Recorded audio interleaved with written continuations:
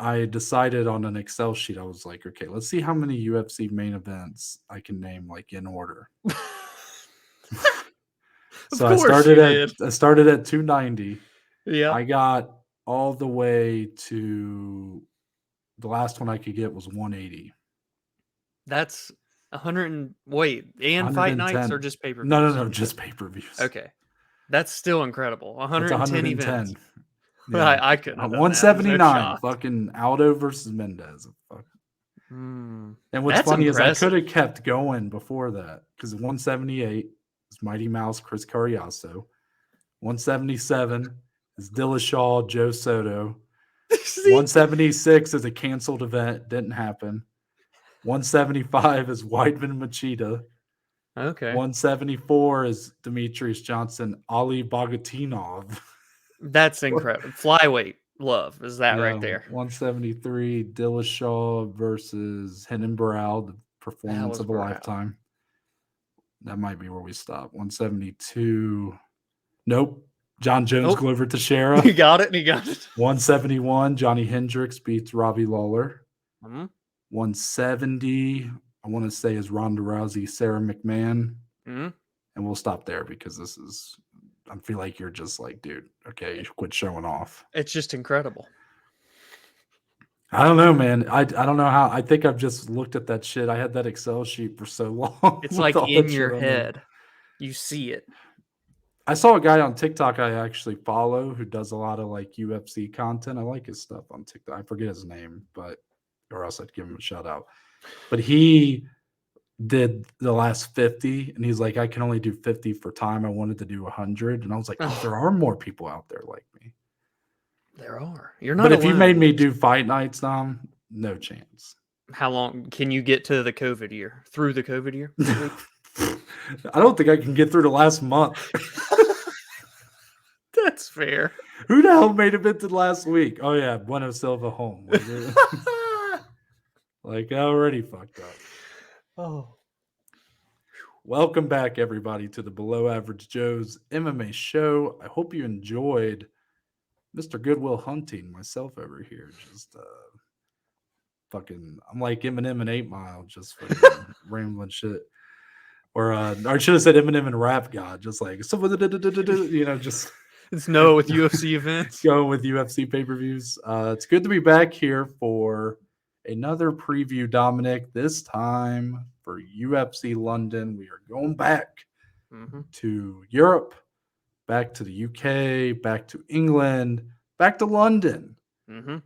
And I wouldn't say the vibes are near as high as they have been for the previous 3 London events we've gotten in this kind of COVID era.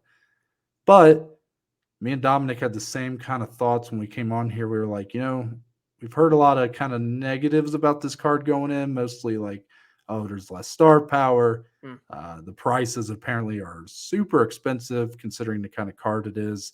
So I don't think they've been selling very well.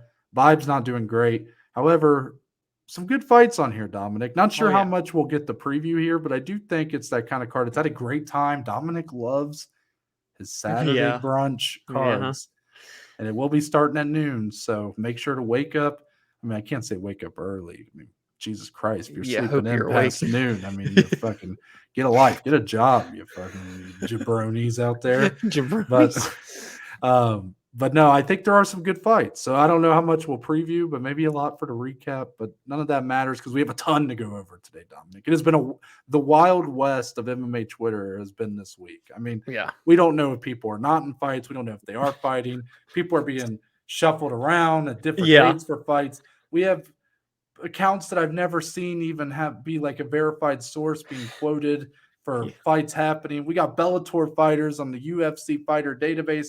The world's gone mad, Dom. But before we get into that, I want to ask you how you're doing. I'm doing very well, and I'm excited. It was like a slow week, and then Wednesday happened, and I feel like everything has been haywire ever since. Now we're in the studio. We get to talk about it all. It's going to be a damn good time. UFC back in London. The week's been good. It's been a little bit toasty, but I hear a cool down's coming in, so we got some nice weather coming up. Hopefully some golf. How are you doing up north, Noah? Is everything good in your neck of the woods? It's been very warm like the last couple weeks, and this week I've been noticing it as well. Lunchtime today, very warm. Went out to my car, just sat in my car because I work in the middle of nowhere. The closest to civilization, there is a Dollar General like 2 minutes, which is so Of course funny. there is. Of course there is. Like there's a Dollar General that just sits in the middle of nowhere. But then if you want to go anywhere else, like a gas station, a restaurant of any sort, you're driving 15 minutes. And, I'm envisioning like the little balls of hay rolling across the street where Noah works. Dude, it's literally for like the last 10 to 15 minutes of my drive, it's nothing but cornfields. And then you just, there's a plant right there. Yeah. So, all right, there we are. So because of that, I usually just kind of rock out in the car for the hour. And it was hot. So I had to roll the windows up, put the AC on. But then I get off work and it is dark, and apparently there's a severe thunderstorm watch in my area. So we're trying to beat it out tonight. For those of you in the northern Midwest area, stay safe out there and go fuck yourself. No, I'm just kidding. But with that, Dominic, we're gonna get into everything. But first, gotta do a little pluggy here. This is a very important time of the year to be making sure you are following us, liking us, or subscribing to us on all your favorite platforms, because the content, it is or will be a changing. Date TBD. However, that makes it important if you want to know kind of how the content's changing. It's not changing in content size, right? Wait, it's not like what you're seeing, but just the way you're getting it. Yeah. So if you want to know, I went over it in like the first 10 minutes of the last episode. Just go watch that if you really care that much. But long story short, you need to follow us on Twitter, on Instagram, on TikTok at the BAJ MMA. If you're watching on YouTube, it's right there above Dominic's head. Make sure you follow us on all your favorite audio platforms. Make sure you subscribe to the YouTube channel. Dominic likes to say ring the bell. I don't know if it matters, but maybe it does. Like the video. Hopefully Dominic didn't turn off his mic. I guess he didn't. I think we're good. I tried to. Did I cover everything? You did. All right. Let's get into our fight announcements first. Yeah. Bit of a rare big one portion. Here. Big portion. And I had to update it before like we even got on here. And then I messed up a name. It was all bad. Hot off the presses, Dominic. Cory Sandhagen will no longer be taking on Umar Nurmagomedov in your main event of UFC Nashville. This came earlier this week. There was a lot of questions. This is an event we're going to. Yep. It was our first time dealing with this kind of adversity, Dominic, going in. Yeah. Our previous 3 MMA events have gone pretty smooth as far as the fights not getting canceled, especially none of the big ones. However, we lose the main event. We're like, oh no, what's going to happen? Well, he gets a dance partner. It's Mr. Rob Font, who, if you are someone that follows the fight announcements as much as we do, you may recognize that he was scheduled to fight Song Yadong at UFC 292. Well, Song Yadong out of his fight. Yeah. So apparently it just made sense. Let's put these two together. That's your new main event for UFC Nashville. Dominic, your thoughts on the cancellation and then the new opponent here? Is this a fight that gets you more or less excited, or what are your thoughts kind of on the replacement here? I feel like my excitement is equal. Like, this is just as good of a fight. Really, it's a fight that makes a little bit more sense than Umar going all the way up to fight Cory Sandhagen with his first ranked debut. So I'm all here for it. And then maybe that just means Umar and Song Yadong, who had to pull out of their fights, will get clashed together later on this year, and everything will be kind of smooth sailing for the bantamweights. But I think it's a really interesting twist. It's a different shakeup. For these two to be facing off with one another, but I think it's a good step. Rob looked so incredible in his last fight. Cory looked incredible in his last fight. Now they're going up against one another, 2 fresh faces to do a fresh matchup. I'm here for it, man. I agree with you. This is a great fight, and I'm glad that the UFC were able to salvage it. It's better than probably a lot of the theories out there were predicting. But I mean, you can't say it's a better fight. I mean, come on, Dom. I mean, let's not pretend like the intrigue for that Umar Nurmagomedov fight was not through the roof. I mean, Cory, we really did not. And a lot of that is because Umar, quite candidly, had not really earned that spot. but you know the name, you kind of know the potential, and you saw how good Cory looked against Chito Vera. So it was very intriguing to see how that fight would go. And I'm not here to say like, oh, I'm so disappointed. Like this is really a great kind of plan B here. Yeah. It's unfortunate that it seems like we just lose a fight for UFC 292. Yeah. It does not seem that his Song is not, he's the one pulling out. So, and fought moving to this card. So that does take away from, and we already lost the Henry Cejudo fight earlier last week, I think. So hopefully the rest of that card stays together. I've been seeing some cryptic tweets from our main event with Sean O'Malley and Aljamain Sterling. Some weird tweets going on out there that the vibes are giving me the squirrelies a little bit, Dominic. The squirrelies. Okay. But we also got a few more here. We got our card announced for Abu Dhabi, UFC 294. I knew it was coming because the tickets or the pre-sale, whatever, tickets go on sale tomorrow. So I knew that they were going to be announcing this shortly. This is where really everything went crazy. Because how do I recap this? Islam Makhachev, who is your lightweight champion, who has been confirmed to be fighting on this card, but we seemingly had like every potential opponent drop out. Charles Oliveira said he wouldn't be ready by October. Volk had the hand or arm issue. And it just didn't seem like, that I had thrown out the alternative of Arman Tsarukyan, do that rematch, but it just didn't quite feel right. And then you had the Gaethje Poirier fight next week that it felt like that's going to be a war. So the winner of that you can't really depend on to be ready for October. And Gaethje even came out and said, by the way, like yesterday, it's like, even if I won easily, he's like, I'm not taking that fight on short notice. And good for him. But Islam decides, well, I'm just going to call out Leon Edwards, the 170-pound champion, because Dana had said the Leon Colby fight would likely either happen on the Abu Dhabi card or Madison Square Garden for UFC 295. Then Alexander Volkanovski tells Islam Makhachev, by the way, Volkanovski is a 145-pound champion. Says that Islam is running from the fight, which brings out Ilia Topuria, who's your number one contender for the 145-pound title, to say, brother, you're running from me. You're running from me. So all of this to say that the fight that got booked was Islam Makhachev versus Charles Oliveira, the rematch. Number 2. We just did went through all these hoops ever since Charles said that at International Fight Week. And you know what? Good for Charles, man. I bet he got a bag to take this fight. I'd say. And I feel like at the end of the day, it probably was for negotiating tactics, but good for him. I'm happy to see that he's being valued like the asset he is. It'll be interesting to see how that fight plays out. Your co-main event, Dominic, and this is where things got even crazier. Actually, the co-main and feature bout. So next Saturday, we were supposed to see Paulo Costa take on Ikram Aliskerov. Very interesting middleweight bout. All of a sudden, Ikram's team comes out and says, Paulo's not our opponent anymore. No reason. He's just not fighting. Opponent. He's not fighting. Well, that sent MMA Twitter and MMA Instagram and MMA Facebook and everywhere you could find MMA content into a fucking tailspin. Dominic, I saw so many people saying that Paulo should be cut. They need to get rid of this guy. He's an ass. He's unprofessional, all this stuff.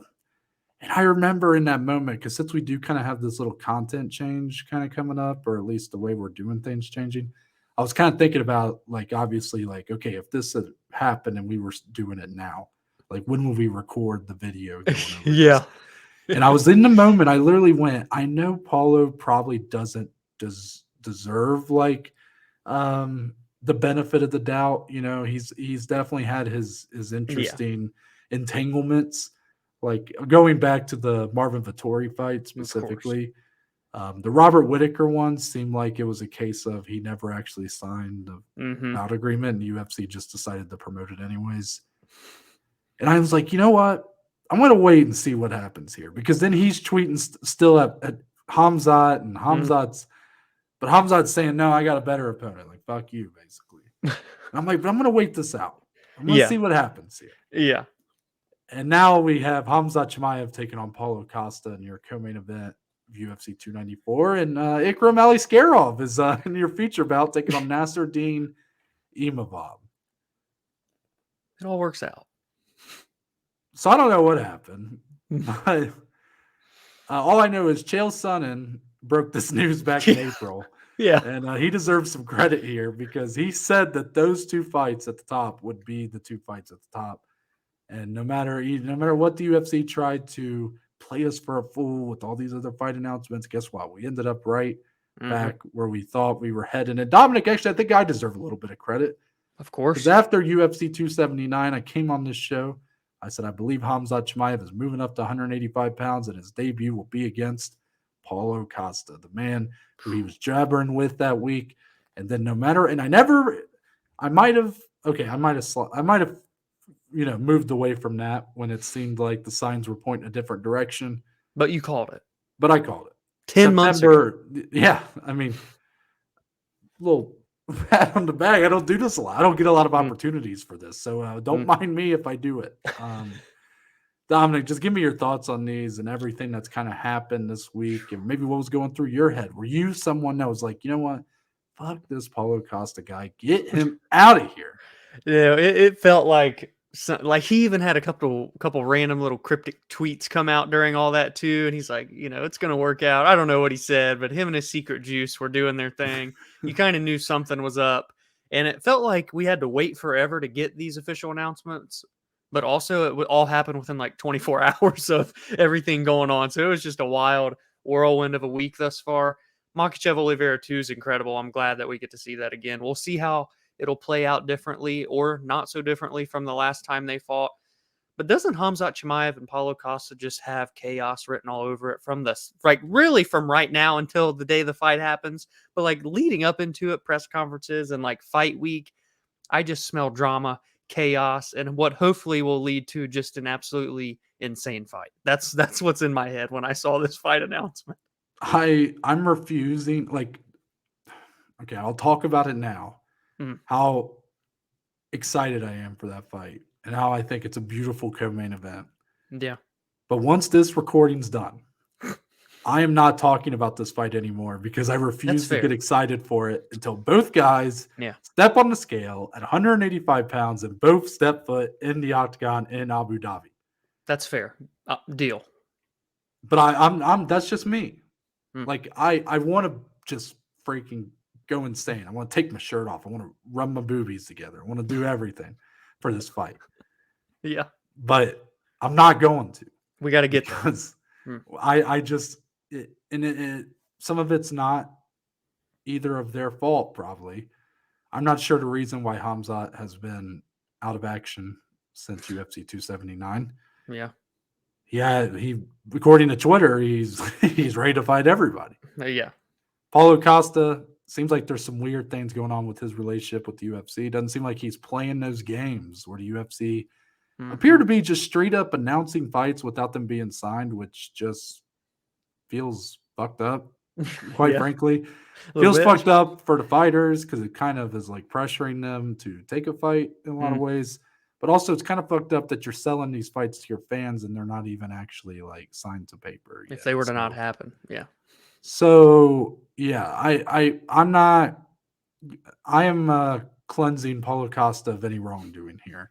Maybe there is more to this story that we don't know. Maybe he really did just like pull some shit and got out of that date, but then he's like, yo, I'll fight on this. I don't know. But I think what we have here is 3 great fights. Obviously, I love that main event. That co-main event is beautiful. And that feature bout, man, that's a great one too. That's going to be a low-key banger there. Imavov taking on Aliskerov. We're really going to find out about Aliskerov in that fight, because Imavov is definitely a good test for him. That's it's a huge jump up for Aliskerov. Yeah. Like, it was a huge jump for Paulo. It's a huge jump for Imavov. Like, it's going to be, but Ikram, of course, the UFC definitely seemed to be planting seeds to eventually do that rematch between Ikram and Khamzat that they had in the regional scene. And oh, that's true. Yeah. so, I mean, Ikram gave Khamzat his toughest fight to date. And that's Ikram's only loss, I think, Yeah. is Khamzat. So it seems like they really want to kind of build to that eventually. And this is really where it's going to start. On the same card, they're going to see each other all week and stuff. Yeah. Okay. Yeah, that's true. Press conferences should be fun. Oh, yeah. Oh, yeah. Especially now we got Charles speaking English. Man, that's so true. An added wrinkle. Ooh. Yeah. But anyways, that's it for the fight announcements, Dominic. Let's move on to UFC London, your main event. Tommy Aspinall is back.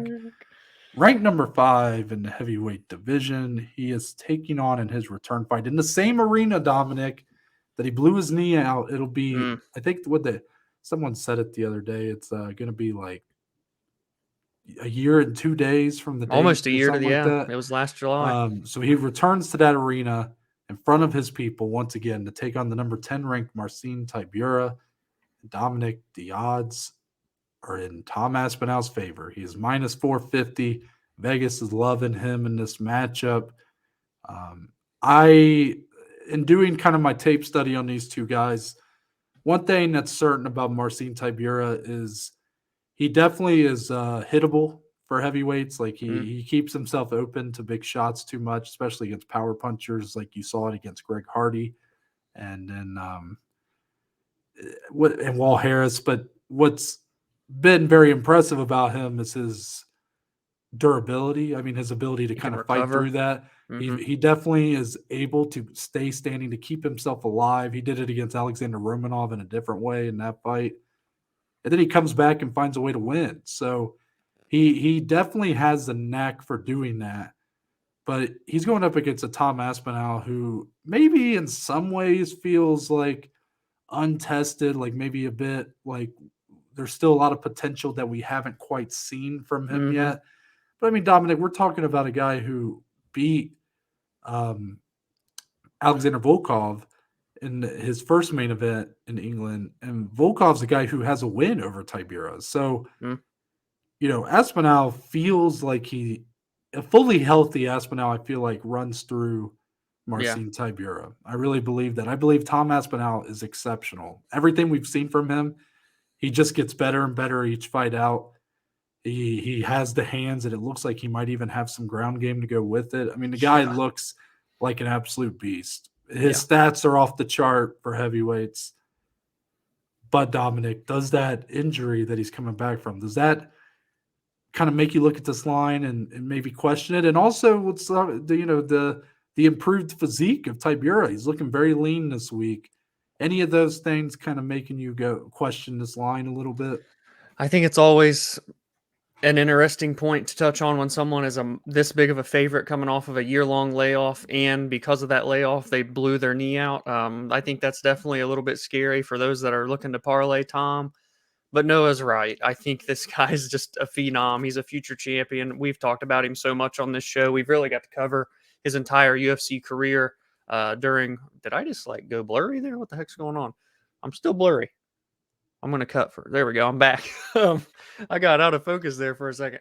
But yeah, Tom has been incredible thus far. And Curtis was that next big jump, right? He ran through Spivak. He ran through Volkov. Then it was Curtis Blades. And we got 15 seconds of it, and his knee went out. I will say, for what it's worth, and I know a lot of fighters will say this when they're coming off of layoffs and surgeries, but he said he feels better than he's ever felt before. And a big reason for that is his knee has been messed up for quite some time. He said 4 or 5 years. And that was kind of just the final straw. And so now it's finally fixed and back to 100%. If that is in fact true and he comes out here against Tybura, I would expect him to put on a master class. But Marcin is a guy that is hard to put on a master class performance against. I mean, he is a very consistent top 10 level fighter in this heavyweight division for many years now. You know what you're going to get from him every single time, and you add in that durability and recovery that Noah touched on. I could see it not coming as easy for Tom as some of these other victories have come by, but I still just don't see a world where he doesn't get this done and doesn't get it done within, I'd say, 3 rounds. I think that's the type of talent and skills set that we're talking with here with Tom Aspinall. There could be an X factor when you get to those later rounds, the championship rounds 4 and 5. It'll be new territory for both of them if it were to go that far. Aspinall has never been to a decision in his professional career. Tybura has been to 12 decisions in 32 professional fights, but none of them have been in a 25-minute fight as far as I know, unless he had one, unless he fought for some title in the regional scene that I don't know about. But in the UFC, he has not. His last 3 fights have all went to a decision.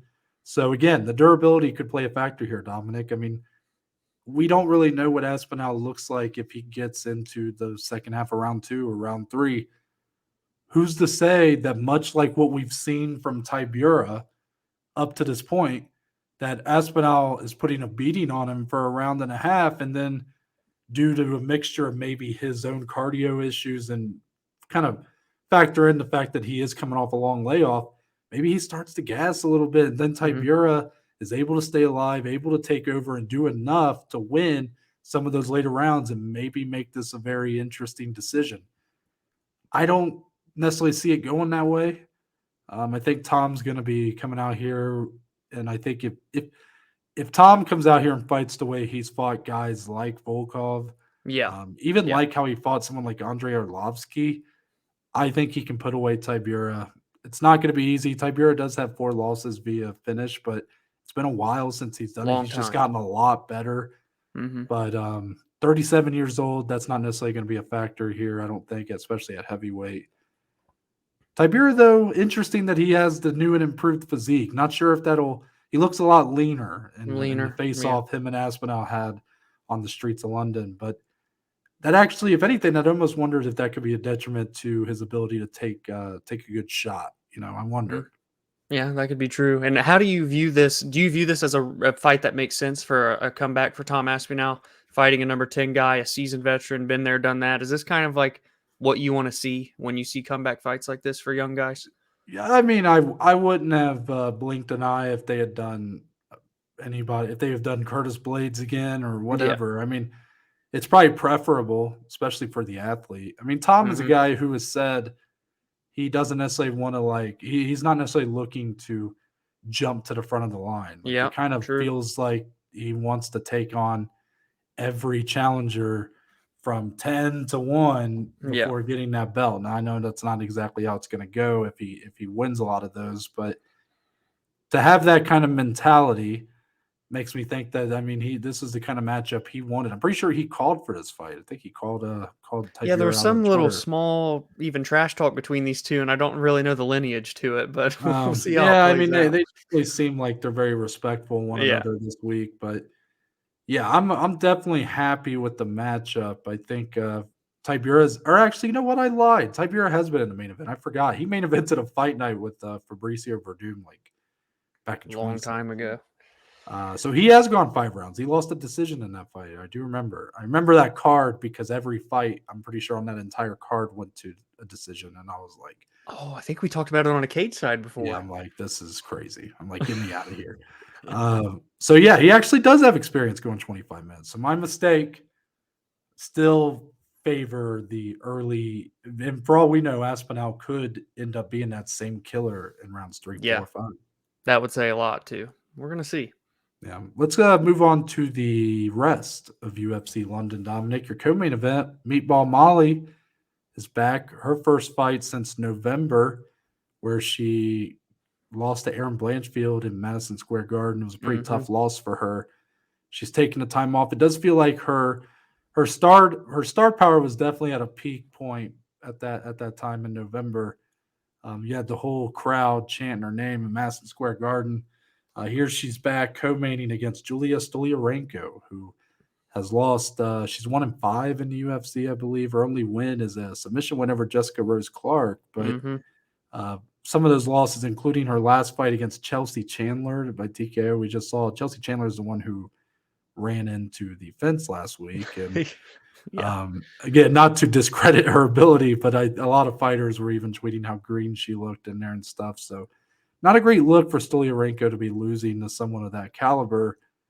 I will just say for this fight, it makes sense to kind of put Molly McCann up against her. A lot of people are going to say, like, well, they're feeding her to Molly McCann to try to make, get her back on track. Guys, I don't look at Molly McCann like she's, top 10 fighter in her division. Just Yeah.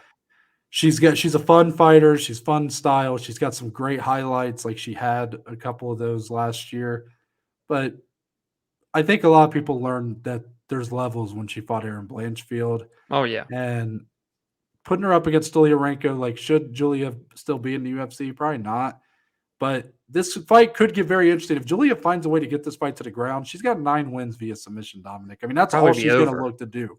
Yeah. That's all she's looking to do here. Molly's going to do everything she can to keep this fight standing and look for that knockout punch. So it does lead to – this could be kind of a fun fight. I really do believe that. No, I think it will. I've seen a lot of people talking about from the betting side whether it's going to go the distance or not. And it works so well to each person's strengths because Molly has shown that she can obviously knock people out. Julia's been knocked out, I believe, 3 or 4 times in those losses.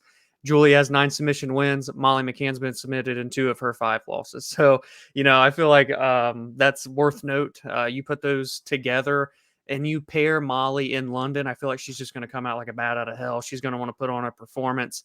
If Julia can't withstand it, she probably gets put away early. If she does get it to the ground, like Noah said, I don't know if Molly will be able to get back up. I know Julia's not an Erin Blanchfield, right? But she's obviously dangerous down there. You don't just have 9 submissions out of your 10 wins for no reason. So it's worth note. I think with that clash, it will be a fun fight for however long it lasts. I do believe that.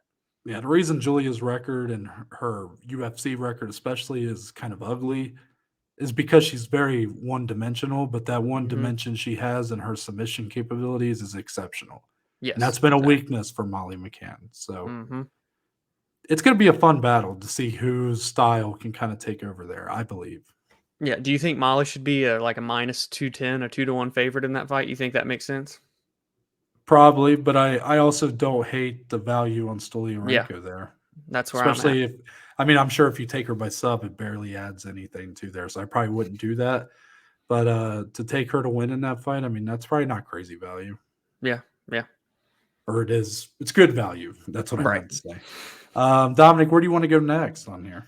Oh, I want to go just one more down because I think Nathaniel Wood and Andre Fili is a really, really intriguing fight. Nathaniel Wood was a guy that was out for a long time. When was that layoff? It was like after 2020. We had him gone for nearly 2 whole years. He's came back. He's beat both Charles Rose and Charles Jourdain. Fun fact, 5 out of the 8 people that he's fought has either been named Charles or John. So do with that what you will. But Nathaniel Wood is a very interesting fighter. He's a very talented fighter, and we just hadn't got to see him for so long. But now that we've seen him back, he has had good performances. And Andre Fili is a guy that is going to test anyone that faces him. So don't get me wrong, like Jourdain and Rosa are both good names, and Nathaniel Woods fought Casey Kinney, he's fought John Dotson, yada, yada, yada. But Andre Fili is a very good next opponent, I feel like, from Jourdain. And Andre's kind of coming into his all right now. He's talked a lot about the mental side of the game lately and how he's coming into it with the different mindset. And I think that makes for a fun fight. It's going to be scrappy. And Nathaniel Wood's quite a big favorite on this card as well, which I don't know if you're going to want to parlay that, but I think it's a really, really good scrap. And we kind of get to see maybe just how much more potential there is out of Nathaniel Wood should he win this fight against Fili. That's what I'm keeping my eye on. Yeah, he's 29 years old, so it's kind of the time to maximize your ability here and see how far you can take it. Andre Fili, touchy-feely, as he's known in the streets, 33 years old. He has shown moments of brilliance, but then you mix it in with some fights where he just looks flat, or maybe it looks like maybe he's kind of past that whatever there was, his prime. Yeah, I definitely favor Nathaniel Wood, but it's an interesting size matchup here. Fili's a pretty tall and lanky guy for his division, but you're talking a 5-inch height and reach advantage here for Andre Fili. So something worth noting. Nathaniel Wood, it's a guy that we still have a lot to learn about too. Yep. Even though he has been more active as of late, like this could be that kind of coming out party. He's getting a pretty big spot here on a card where it's not going to be dominated by the star power of Molly and and Paddy Pimblett. Like this gives a chance for a guy like Nathaniel Wood to shine in front of that London crowd.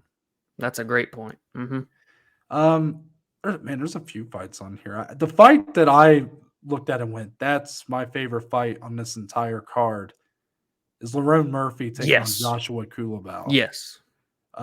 These are just two guys that, again, I'm not sure what we're looking at with either of these two guys in the featherweight division. Like, I'm not sure what their ceiling is, and I'm not really even focused on that. But they're both definitely intriguing prospects. Lerone Murphy is someone I've been high on for a while.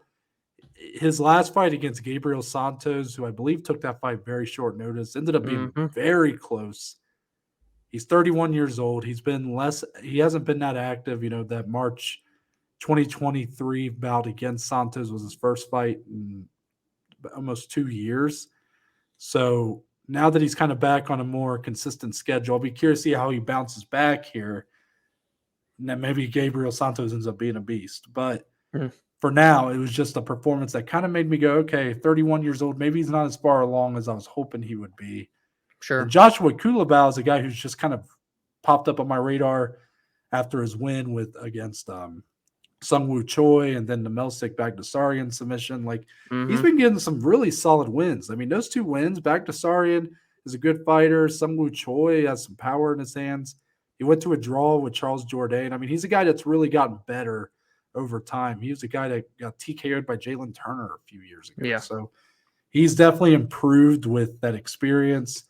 And he also will have an interesting little – well, I thought he had a size advantage, but he really doesn't. He's only about an inch taller, but they wear their weight a lot differently. Lerone's very fit, muscular. More that tall, lanky kind of guy, but both can end up – Kulibao's only 1 inch taller, same reach. So – but also Lerone Murphy, not really known being much of a grappler.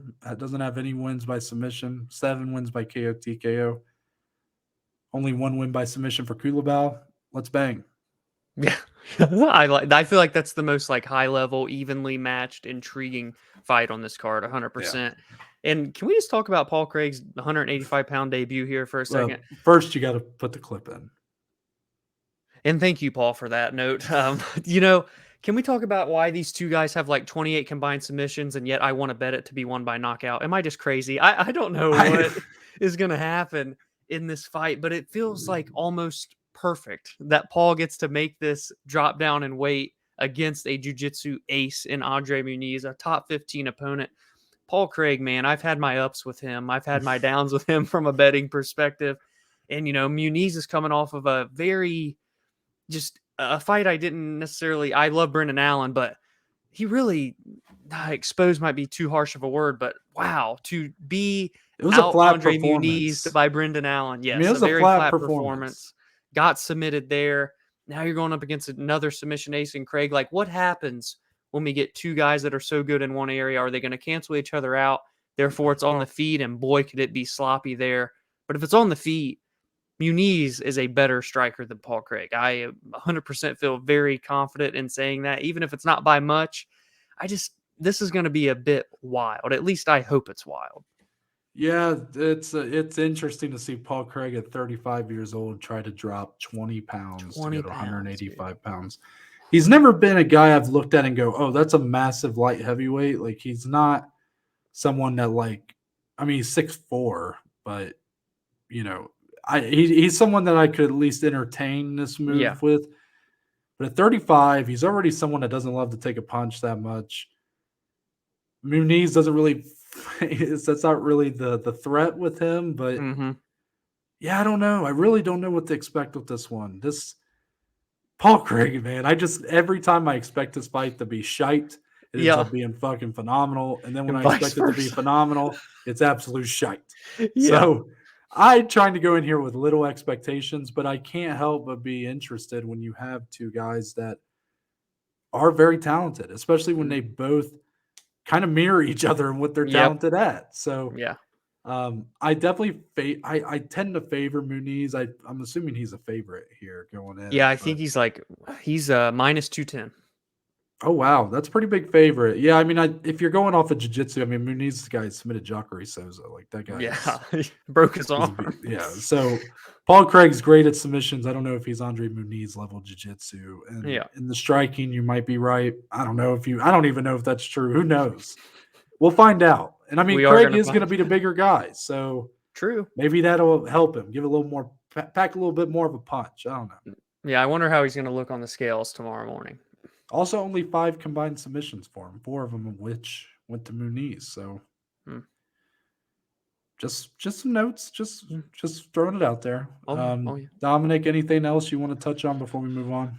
I think those are the big ones. There's definitely more fun scraps that you guys are going to see. I mean, Joe Alvarez is on this card. Davey Grant is back on this card. There are going to be fun ones.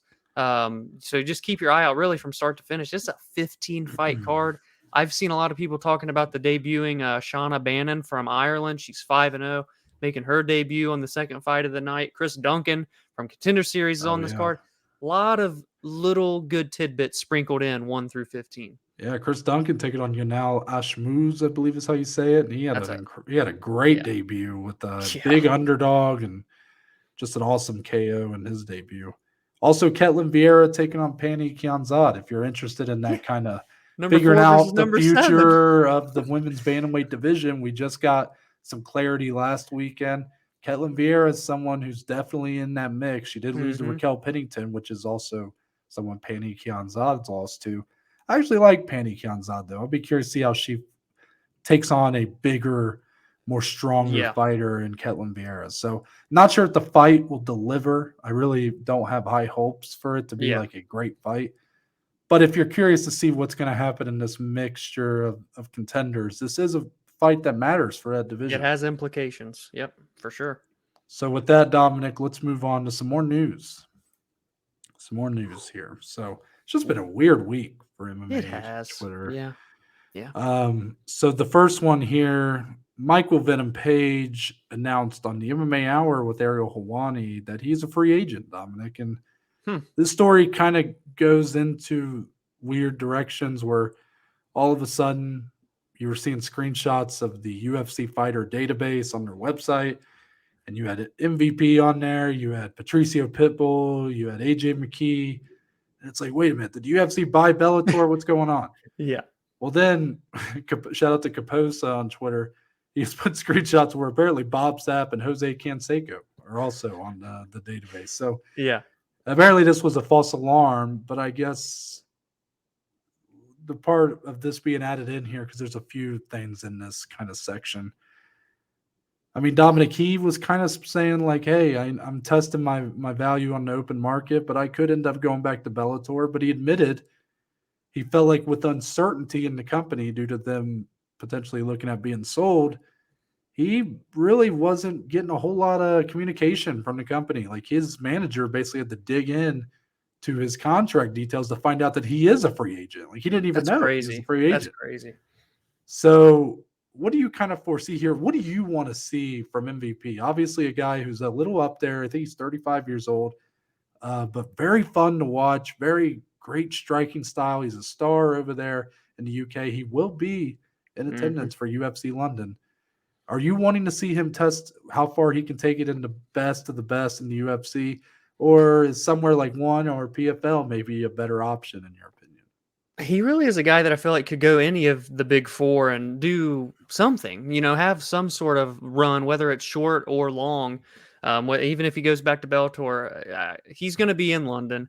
And it would be quite an opportunity for the UFC to go, oh, by the way, we just signed this guy and they pan to him in the front row. I'm just saying, maybe, just maybe he ends up in the UFC. And if he does, I'm here for it. Again, he's 35, as Noah said, so it's not quite the age you would like, a very high name valued free agent to go to the UFC, but better late than never is the saying. So maybe we could still get some fun fights out of him. I mean, look, Michael Chandler came over around the same age and look what he's done. So I think we're going to get MVP in the UFC. Maybe they don't announce it this Saturday. Maybe all of the X's and O's aren't dotted on the contract, but I think that'd be a perfect time. You're going to have him there. You can put him on camera. You can bring him on the broadcast.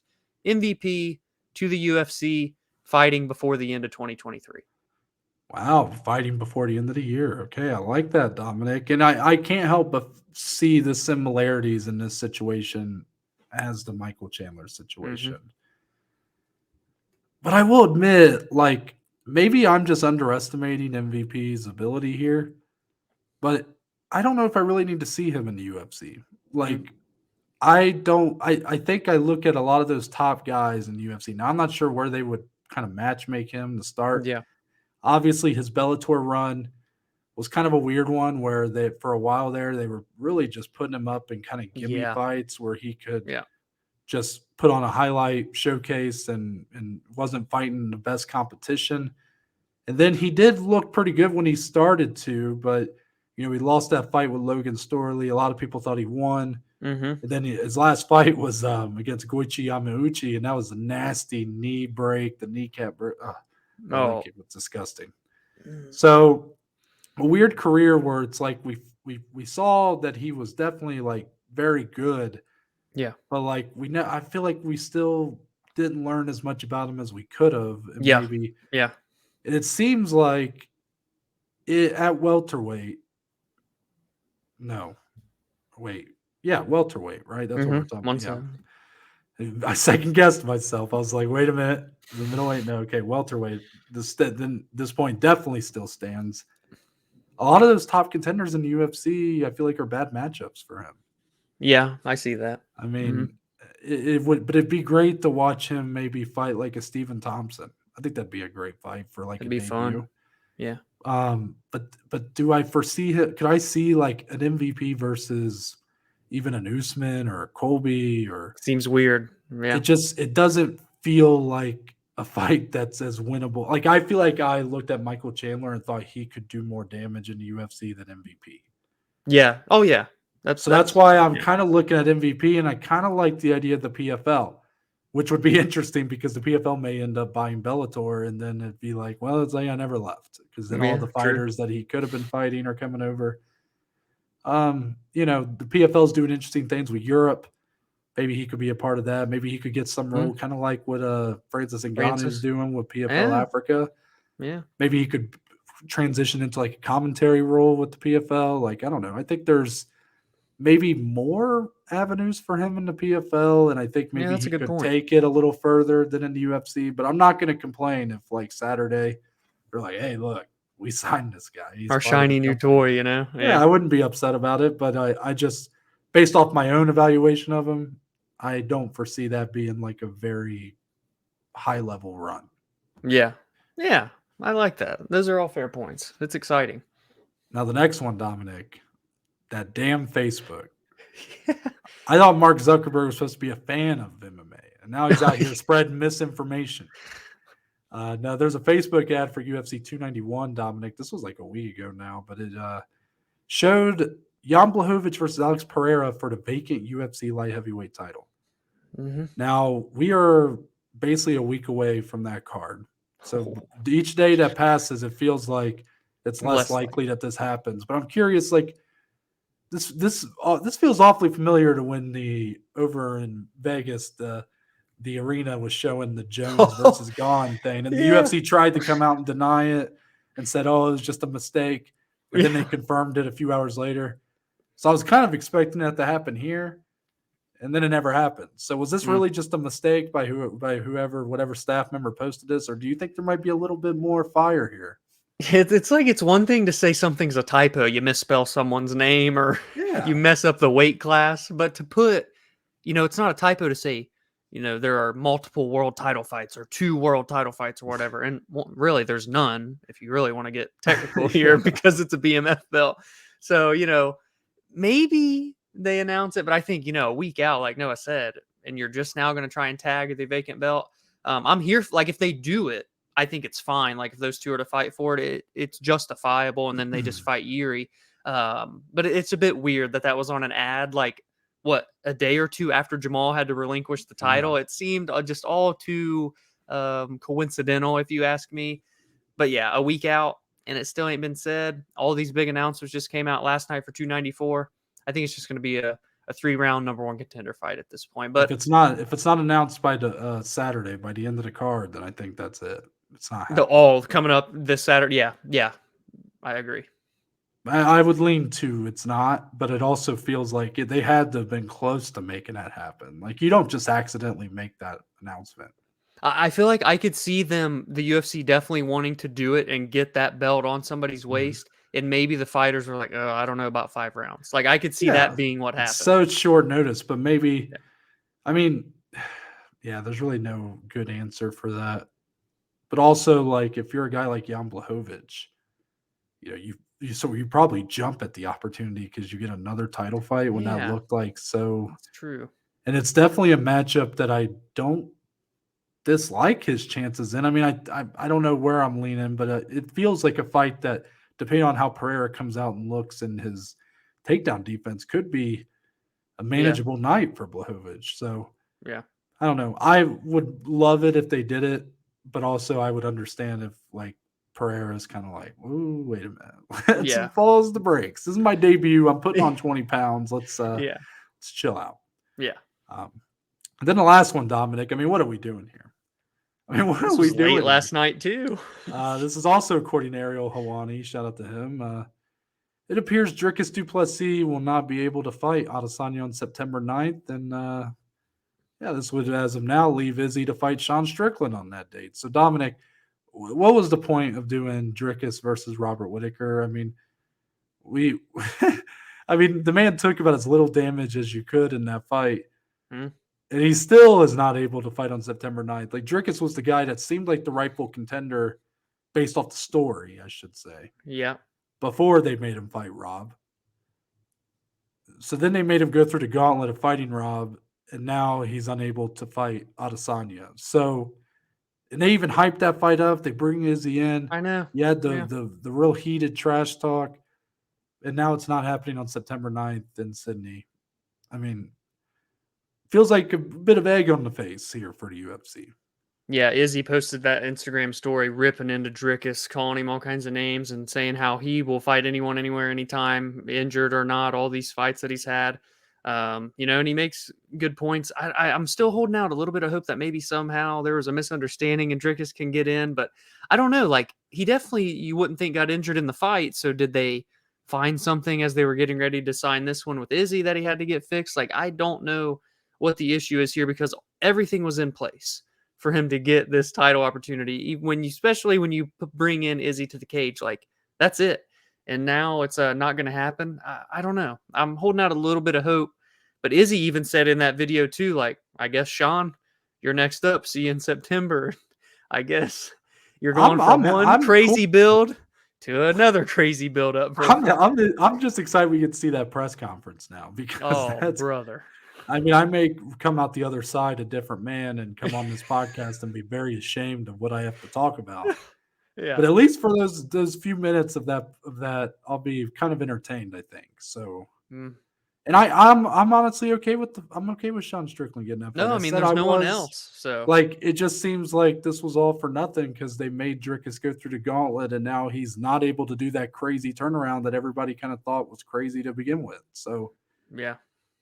I feel like the UFC is kind of sitting there like, "Well, fuck, we probably should have just booked these two instead of making them fight Rob." Like, I know it's very weird, but I mean, I'm assuming that they're gonna give Dricus that shot. I'm assuming Izzy's gonna want that to happen. It's just now, it's like, when will it happen? When will it make sense to happen? And you have to run the risk because it's fighting. If Izzy loses, we may not even see Dricus versus Izzy. Like, that's a thing you have to have in your head. Sean Strickland, middleweight champion, is a possibility. I saw someone say there's a world where Sean and Colby could both be champions at the same time before the end of the year today on Twitter. Yeah, Trump would just be at every UFC event after that. Man, be showing up every month. It'd be crazy. With that, Dominic, let's move on to the Blazin Bets. Very contentious Blazin Bets segment last episode. Yeah. I do not apologize. If anything, just talking about it is reminding me, and looking at your face, I know, now you're like, wait, is reminding me of what happened. Yeah. But I'm up 6-4. Yep. So there is a glimmer of hope in what has otherwise been a huge the proverbial shit stain on the underwear that is me and Dom's friendship. Yeah. So Dominic, I'll be honest with you, I did not come very well prepared for Blazin Bets today. I don't have anything today. That's another reason. And maybe I did that. I'm gonna pretend like I did it on purpose to make Get you in my head. guys. Yeah, well, yeah, they do that because maybe I won't put. Maybe I'll just like, I don't know. I don't know what I'm gonna do. Maybe I won't post them out there. Maybe I'll like hide them and put them in print them out, put them in a lock safe, so that way Dominic cannot jinx me this week. No, but I really just didn't have the time to get my bets together. But it does give you guys a reason to follow us on Twitter if you want the full bets. You can follow myself at Noah Baker MMA. I'll post them on there as well. Of course. Dominic, Twitter, Instagram at dsleep14. So Dominic, you want to quickly run through your bet slip for Saturday? Yeah, I have 4 for now. Plan to do more. There were still some lines I was waiting to see on a couple of the books I used, but came out with 4 for today. 2 inside the distance bets. Obviously, no parlays, though. These are just 4 singles for now. We've got Jafel Filho and Daniel Perez inside the distance, minus 135, 71% and 88% for each of these guys to not go the distance. And I'm shocked it was only minus 135. I feel like that's incredible value. Could it be egg on my face come Monday? Of course. But I'm going to take that all the time when you're giving me those numbers. And 2 flyweights, too. You got to love the flyweight violence. And then I also went with Mahmoud Muradov and Brian Barberena inside the distance was minus 130. So around the same ballpark. Muradov is a beast. The dude has had a shit ton of fights, and 25 of them have not gone the distance. Barberena is the side that I'm a little bit more hesitant on. He's shown durability and that he can go the distance. But I don't know. It's just this recent run that he's had, and Muradov seems like a really, really dangerous guy for him to fight. More methods of victory. I like that one ending inside the distance, and of course, which means I'm leaning toward Muradov. But maybe Barberena can get a finish and turn back the clock a little bit. And then 2 money line plays, 2 underdog money line parlays. I went Davy Grant plus 122 against the undefeated Daniel Marcos. It's kind of scary betting against a 14-0 fighter, but Davy Grant's a guy that I feel comfortable with doing so with those underdog odds. Been there, done that, fought way better competition, has had very good wins. He's scrappy, he's durable, he's good on the feet, he's good on the ground, can get submissions, can get finishes, can go the distance. Daniel Marcos is good, but he's going to have to prove to me that he's taking a next step in order to have me bet on him here. So that's why I went with Davy Grant as an underdog. I was shocked he was a plus 122. And then I went with Ashmouz as well on the money line, plus 130 against Chris Duncan. I like Chris Duncan. He's fun to watch. But that last fight with Omar Morales was a bit of a dud, a completely different version of Chris. And maybe he's trying to clean things up, doesn't want to get into firefights as much. But Ashmouz is legit. He's 7-0, 6 finishes. I think he even gets a finish here. If Chris Duncan even so slightly turns back to his old self, he will get finished relatively quickly here in this one. I'm taking the shot with 2 dogs and maybe some more by the time we post the bets on Saturday morning. But that's the plan so far. 4 plays.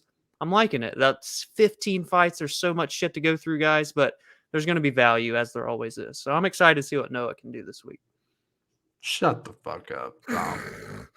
Let's move on to closing statements. I mean, let's just get out of here. Like at that point. No, I'm just kidding. Closing statements. Point of the show where me and Dominic can talk about anything and everything, MMA related or not. I don't know what the hell's going on outside, but I think it is pouring rain. So, oh boy, the storms are brewing. It sounds like a mower's going on, which I'm like, very unfortunate timing if that's the case. But that's just rain. Okay, just rain. Dominic, any closing statements to send us off to the weekend? I've been good lately, but I'm drawing a blank for this week. So much shit has happened in MMA; it's been hard to even keep up with that, let alone real life. So I think I'm drawing an O for today. You got anything for us? I might be taking a trip over to the movie theater. Kind of, well, it's in my complex, but just a short walk away. Like after this? No, it's pouring rain. Good. Probably either tomorrow or Saturday, and I'm having trouble picking a movie. I don't know if I want to see the new Mission Impossible, if I want to see Oppenheimer or Barbie. Yes. All 3 one sitting. Do it. Or not one sitting. You get what I mean. One by one. Yeah, that would be interesting because Oppenheimer's 3 hours even. I looked this up today. Mission Impossible is 2 hours and 47 minutes. Mm. I don't know how long Barbie is, but probably an hour and a half, right? I mean, it's probably more than that at this point, but that'd be I don't know. So I'll be back if I do go. I'll be back to report in Sunday with what my thoughts, my movie review. How are you going to decide? Flip a coin or just maybe what I'm feeling in the moment? For all I know, I'm probably going to end up not doing either, but it's something I kind of was thinking of today. I was like, I probably lean in Mission Impossible. Mm-hmm.